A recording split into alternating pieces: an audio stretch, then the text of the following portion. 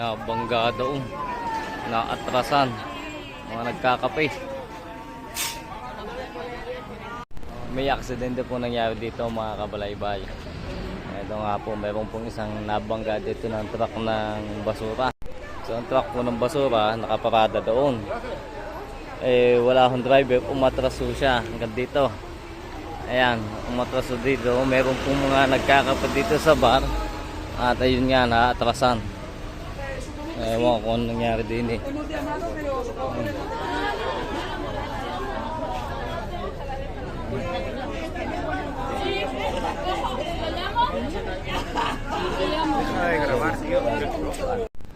So yun nga ho, may pagkakamali ho doon yung driver ng truck ng basura. Bakit iniiwan niya kanyang truck na hindi nakasiguro, na hindi naka-handbrake man laang o nakakambyo.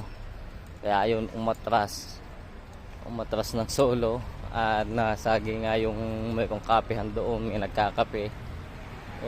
Ayun, natamaan sa likod, natrasan sa likod, pati yung mga payong ng tent ng kapehan sira. So yun, may pananagutan dito yung driver doon ng truck ng basura, government employee. Wala pa hanggang ngayon, wala pang nadating na ambulansya.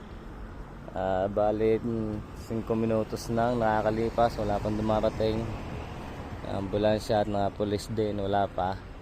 Pero sana maging ayos naman yung para sana hindi malala yung kanyang naging sakit. Tama, wala kayong truck ng basura dito sa may Avenida Banus, Calle Banus.